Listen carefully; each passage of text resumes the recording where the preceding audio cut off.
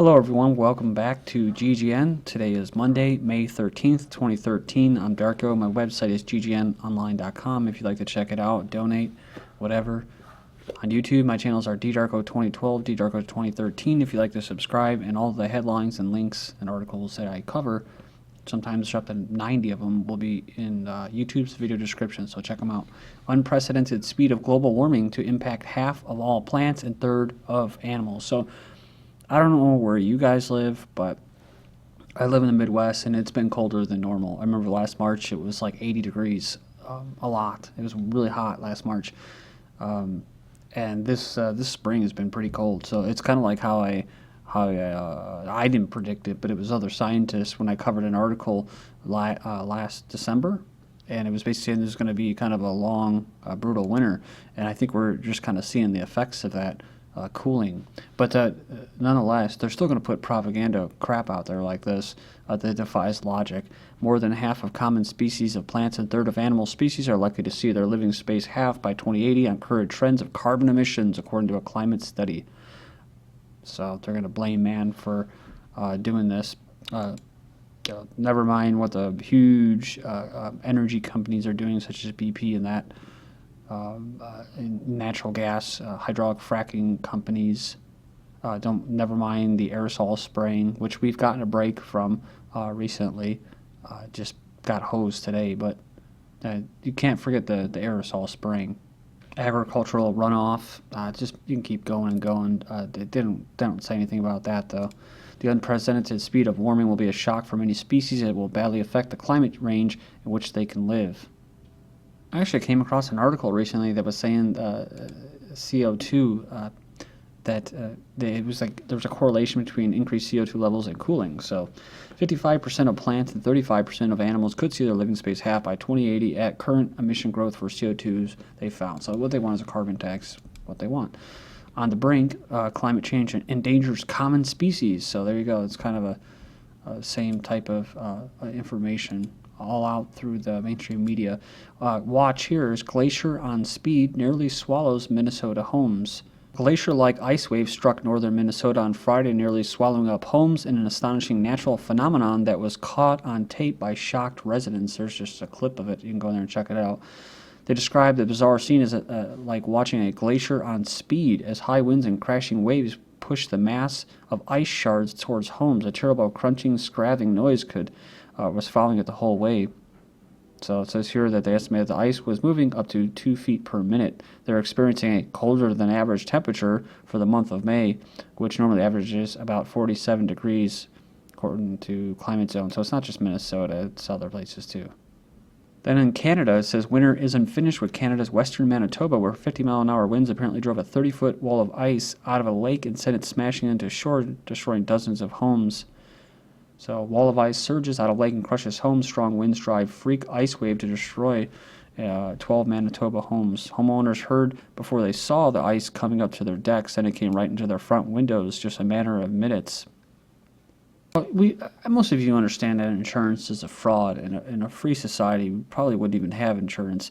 It just like many other things that you hear about, they talk about insurance. You know, they say, oh, and actually the insurance isn't going to cover that.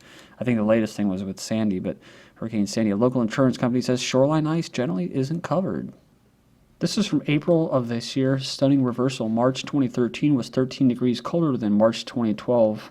So it says March of this year is strikingly cold compared to last year, but not all that cold in a historic sense. So they got to downplay it, right? They got to downplay the trends. Again, they're not going to come out and put out information that we've covered here at GGN, which is what the warming has stopped 10 years ago. They won't say it. The warming has stopped and it's actually been cooling.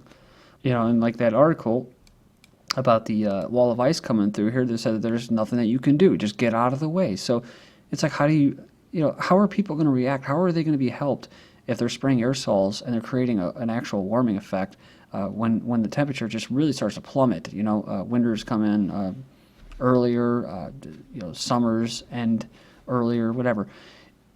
How are people going to prepare for that, if they're manipulating the temperatures and making it warmer than it should be? So when it does really get really cold and they can't handle it, they can't combat the cooling with the chemtrails, with the geoengineering anymore, like I think they're doing right now. They can't keep up with it. What's going to happen? People are going to get sick and they're going to die prematurely. This is from March 29th, 2013. Freezing cold March sets records across Europe. Like much of eastern U.S., Europe has been stubbornly cold this March. But like I said, you can't forget that eventually there has to be some kind of acknowledgement that they're spraying chemicals or aerosols in the sky. I mean, it's pretty obvious, but unless you're part of the quote international community, your say doesn't mean anything. You're just a lab rat. But I see the globalists, I see them saying, coming out, the scientists, the experts, along backed by the government, saying, well, yeah, we've been geoengineering for the past 15 years to make it cooler. That's why it's cooler, because we've been spraying. Just, we didn't have to, we couldn't go through democratic steps or anything, that we had to take charge. We had to act.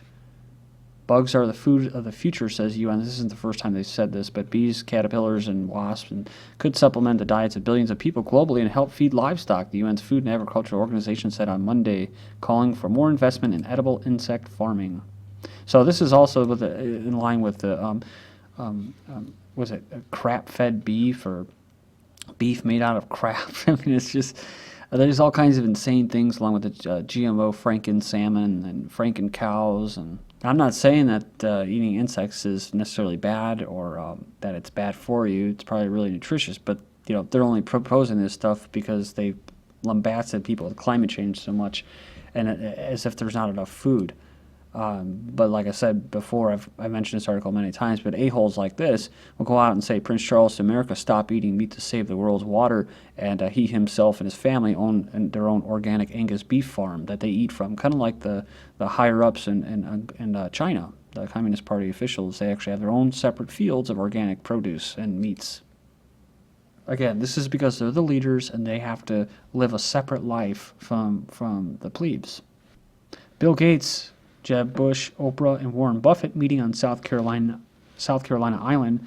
So it says one of the richest people in the world is spending time in the Low Country. The WCBD News confirmed the American business magnate is at the sanctuary on Kiowa Island. Suspicion was raised when nearly 20 expensive jets were seen lined up at the Charleston International Airport on Johns Island. There's actually this too, if you want to go check it out. I'll try to get the link in there. Canaanite altars in the Federal Reserve. Basically, the Federal Reserve Act that was passed on the little island. It was basically indigenous Indians that were on this island, and the creature of Jekyll Island. That's what it was.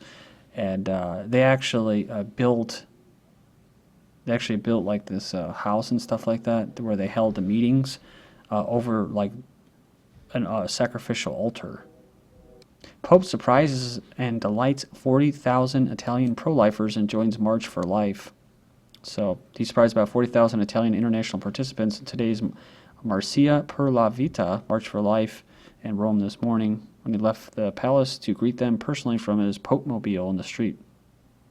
Says since his election, the Pope has gained a reputation for making spontaneous gestures that have sometimes taxed his security staff, beginning with taking the bus back to his temporary residence with the other cardinals the night of his election instead of a car reserved for the Pope. White House marks Mother's Day by celebrating free birth control. Said on Sunday they celebrated free birth control provided by Obamacare. The White House made a declaration in a tweet today. Well, it wasn't today, but the other day.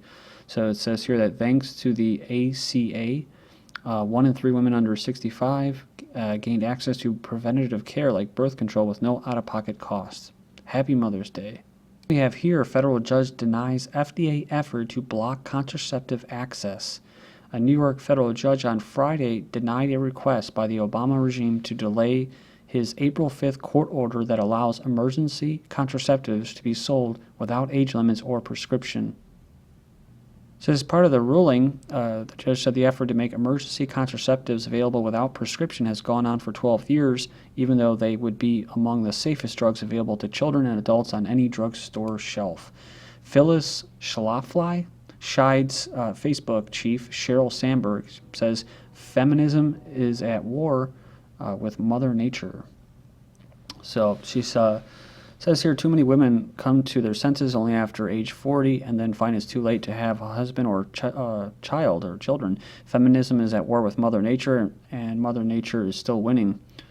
So she goes on and says the smartest thing to do for women is to ignore the advice of feminists and women's studies courses and decide how to compromise between starting a family and pursuing a career instead of putting professional goals first. She thinks women sabotage themselves by not pursuing career opportunities as aggressively as men do. However, Sandberg's feminist arguments and conclusions are at odds with what most women really want out of life. It's already done, dude.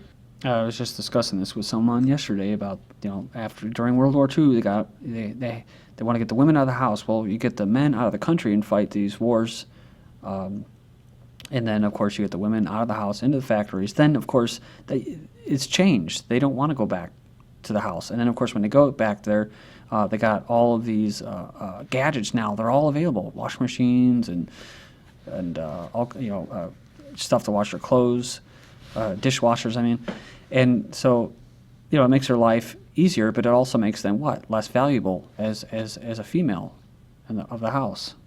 Of course, all these things are advertised by them, actually almost mocking them, the typical traditional mother of the house, by making, really just overtly being sarcastic about it. And of course, that had the desired effect, which is for women to reject that. Kurt Cobain has an interesting quote in About a Son, I think it is, the documentary, where he was saying that in his generation it was like a plague, the divorce rate, and he says that he attributed it to basically his parents' generations who basically, that's what they were saying, they were just crappy parents. Something went wrong somewhere, something changed. It was probably in the 60s and 70s, the whole counterculture.